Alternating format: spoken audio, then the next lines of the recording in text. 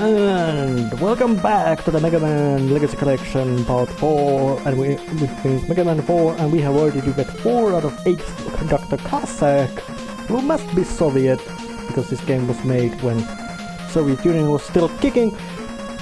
And it's time to go and fight Pharaoh Man, who actually is quite menacing looking dude, which is good. If they would all look some sort of cute fluffy puppy kittens, they wouldn't have that kind of feel anything at all if they would be just all fluffy cute buddies.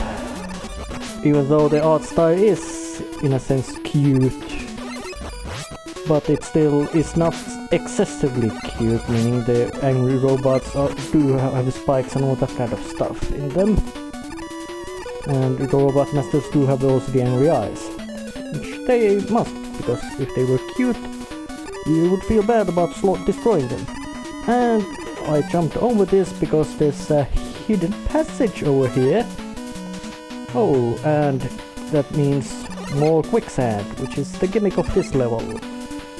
As it's appropriate to Pharaoh Man, we start at the desert and we go even deeper to the desert.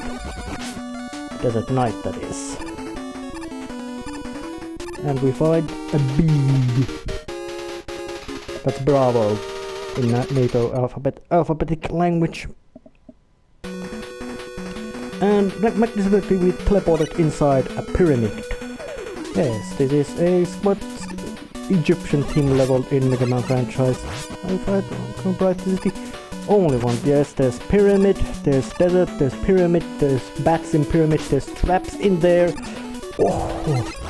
And all kinds of perils in it as well. Meaning this is quite much of a corridor of death.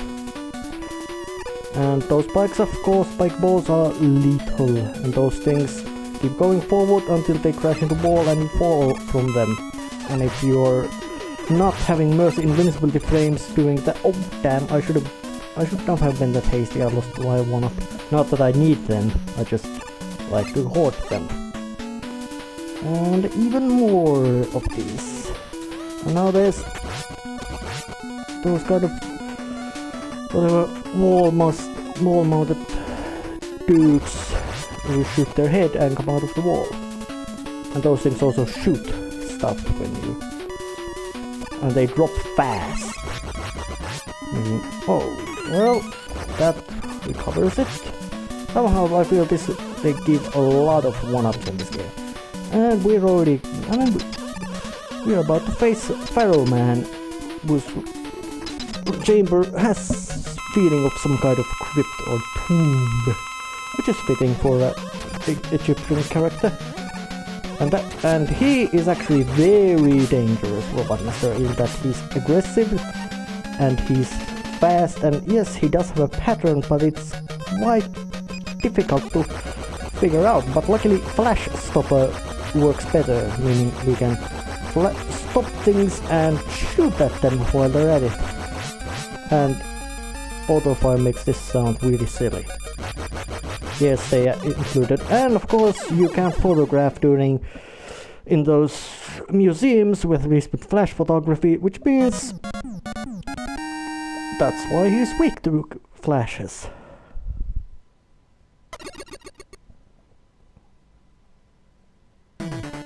Once again we turn around and see we have no nose. And we get the Pharaoh shot. Although the color scheme is ugly pink. But Pharaoh Man has been defeated, so it is time to go fight the Robot Master he is weak to, and that is Ringman. Yeah, he looks actually quite silly, but don't let looks fool you. In this game, Robot Masters can be really nasty when they get into the mood, and that also applies here. And these spears or whatever are gimmick of Ringman's level. They are platforms which disappear when you step on them, and they, judging by their color, they either disappear from the left or from the right. These bright colored ones disappear from... actually, looks like they disappear where you are going.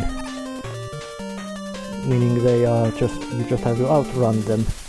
And interestingly, when you slide, they don't detect you standing on them, which gives you slight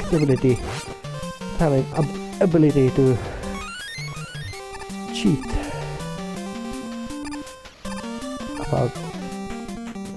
Like that. Slide, jump. And they didn't even notice me. And was some sort of annoying very lazy looking hippopotamus, which are very dangerous animals, although they do look very lazy and sloppy and all that kind of stuff. They're still very bad dangerous animals. And that thing is very lazy looking but still dangerous. And same must also be said to apply to Ringman's level. His level is actually quite, in a sense, dull. It has nothing really spectacular brilliance in it. But it does have nasty things. Oh, thank you. It's giving one up like candy. Something cheap and not so good candy, like, oh, I don't know what would be that kind of flavor of candy. Yes, I know about candy, I'm not. But this is the specialty of Grillman's weapon. I don't need it for the boss, so I can use it with impunity. You shoot a drill bit and you can explode it with a second press of a button. And another one of whatever mid-boss or whatever thing. In this game they really, or at least at this level, they really boosted the game up a lot of those mid-bosses. This is third one. If I remember right, there's already fourth. There's 2 of these hippopotami and 2 of those ring things, which are just plainly annoying.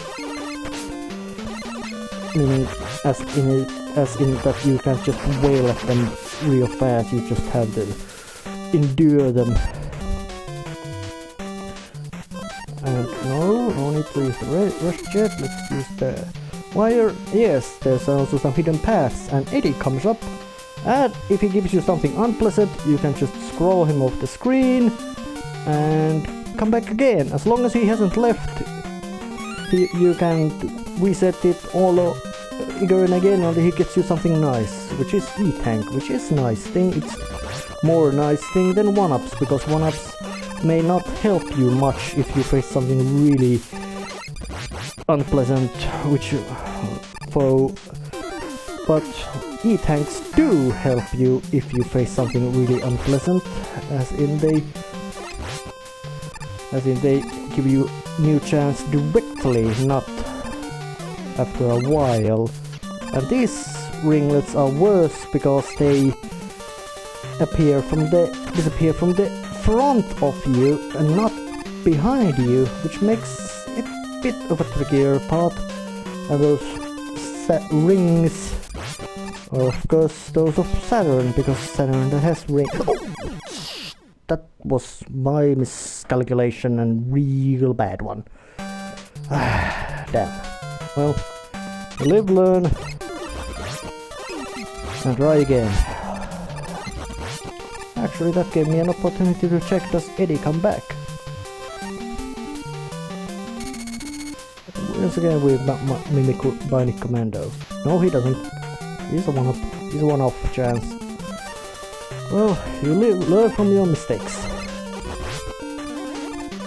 Because if you don't learn from your mistakes, you're a damn idiot.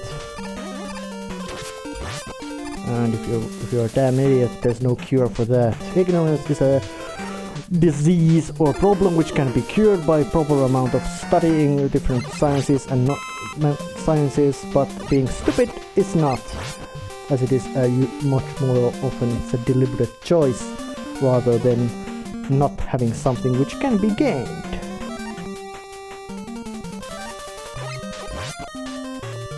And one more word about the Ringman's level is that it doesn't have it's quite much, in a sense, quite not so great level. In a sense that it's not so interesting. Generally, it looks quite drab, and it doesn't actually have. Although the space theme fits it quite well. But now it's time to fight Ringman himself. And I don't think he's from Saturn at all. I think he might be from Uranus. But he shoots his rings, he runs at you, he shoots his rings more, and he shoots this boomerang, and they are boomerangs. And of course he loves to collide you, and that does a truckload of damage. But luckily Pharaoh shot can be charged, and it hits hard him. And there's even one interesting trait which I didn't show up, is that you can use this charge thing around your head to hit things, and you still keep your charge, which means you can shoot with it. But of course you can only use that to ram things.